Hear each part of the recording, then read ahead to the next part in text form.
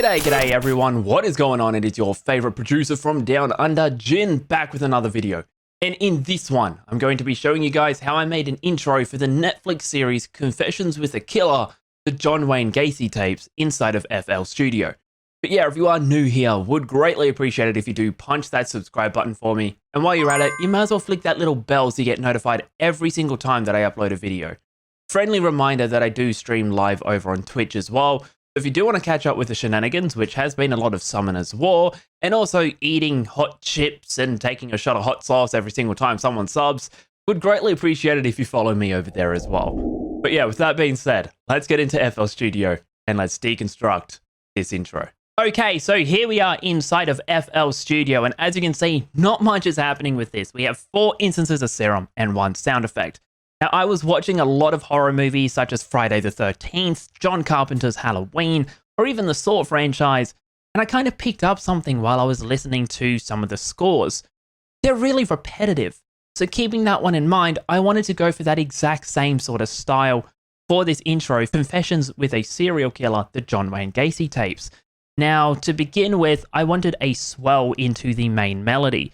So the way we did that is we went to Serum and we used the preset FX Horror Movie from the Evolutions of Sound Desolation preset bank. Now we are at a BPM of 82 in the key of C sharp minor.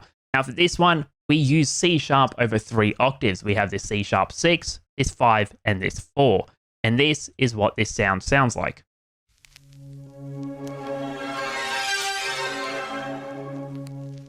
As you can hear, it kind of sounds a bit dark, a bit sinister, and I was using this as like a transition whoosh sort of thing, you know, just to kind of get into the main melody.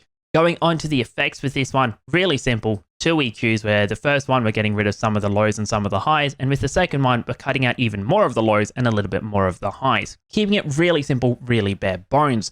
Going on to the next element in this intro, it comes in from Serum yet again, and this one is the lead IC from Evolutions of Sound Desolation Bank. If you do want to cop it, link to it will be down in the description. It costs about $30, but I can highly recommend it. But yeah, with this melody, given the fact that a lot of the stuff that I was listening to was really repetitive and really simple, I wanted to copy that. So that is what we did. We have this G sharp playing throughout the whole melody, practically being used as the grounding note along with this C sharp right here. But to change the top melody up a little bit, we go E to D sharp, giving it that 1 semitone change, making it dark, really suspenseful, giving it a lot of tension. We go back up to the E, and then to finish it, we go E and then D sharp, but we've cut the note in half, giving it a bit of a pulsating feel. To end the full bar, we actually go A to G sharp, giving it a little bit of variance, but yet again, relying on that 1 semitone change just to give it that dark, eerie feel. That gets copied and pasted over 4 times, but for the last part, we get rid of the A and G, so we can actually throw in another transition sound to actually end the intro. But in context, this is what the melody sounds like.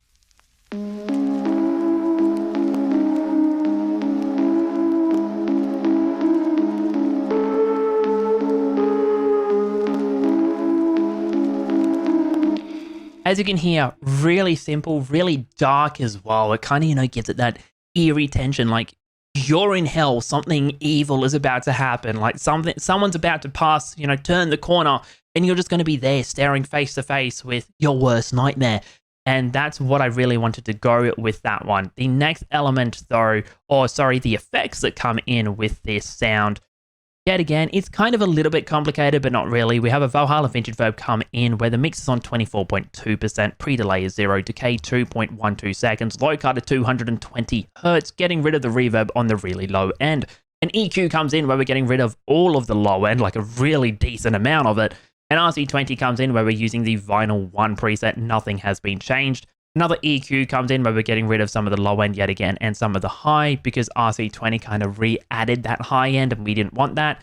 Then an RVox stereo comes in where we're compressing it to -5 because without the compressor, the sound was really dull, wasn't really, you know, loud and bright. Going on to the next element though comes in from Serum yet again. Who honestly would have thought? This one is the FX FM Saw Up. And all we are doing with this one, something really simple. We're playing C sharp over 2 octaves. We have this C#1 and this C#2. And then to end it for the second part, we change it up a little bit where we go C#2 to C#3. But in context, this is what this sounds like.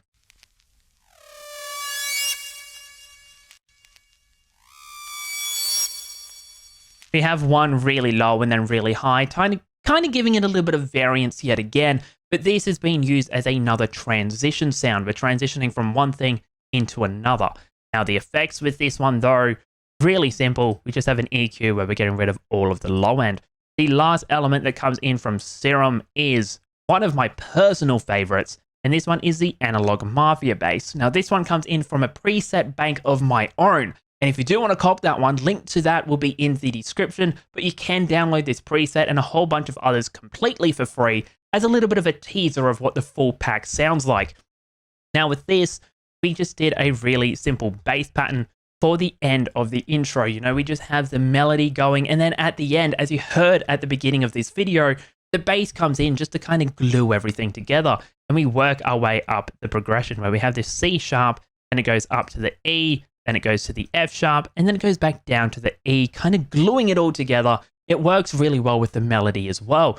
But in context, this is what the bass sounds like.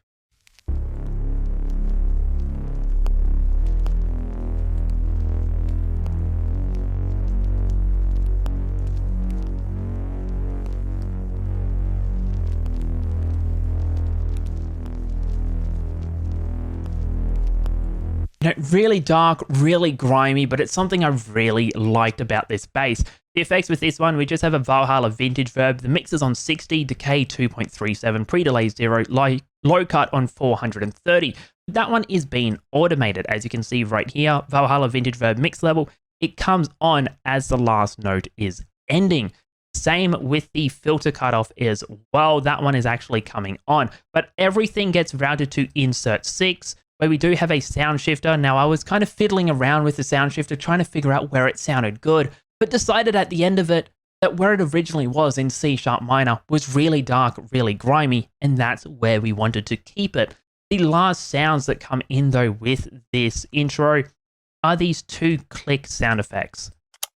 Practically, if I was to open up the video, now this is one thing I can highly recommend if you are making an intro for a TV series or a movie, have the video available so you can actually watch while you're making the music so it fits with it perfectly. Now, if I was to go over here and go to where one of the click sounds are, as you can see in the movie, or the intro, sorry, someone is actually pressing a button down. Boom, button has been pushed. Now, if I was to play it, as you can see, it's just kind of giving it a little bit more emphasis on that button push. Now, that sound effect comes in one more time over here, where we actually have someone flicking another switch. Or if I was to play it, as you can see, someone flicked a switch, and I wanted to emphasize on that, so I added in the sound effect. Those little ear candies can be the difference between your track actually being picked up and not being picked up by companies such as Netflix or Disney.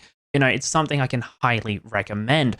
But yeah, honestly, hopefully you did learn something from this video. If you did, would greatly appreciate it if you do punch that subscribe button. And while you're at it, flick that little bell so you get notified every single time that I upload a video.